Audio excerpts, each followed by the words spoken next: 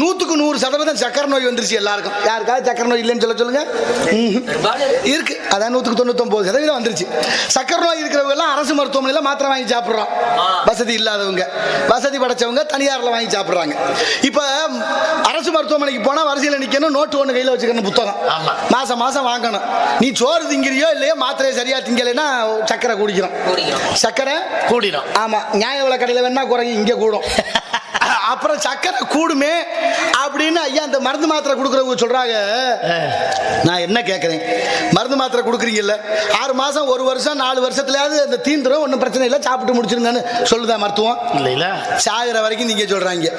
சாகிற வரைக்கும் திங்கிறதுக்கு எதுக்கு மருந்து மாத்திரை? அப்ப என்ன திட்டம் அவங்களுடைய திட்டம் தெரியுமா? இந்த மக்களை நோயாளியாவே வச்சுக்கிறணும். ஒண்ணு நல்லா இருக்க கூடாது, செத்து போயிடவும் கூடாது.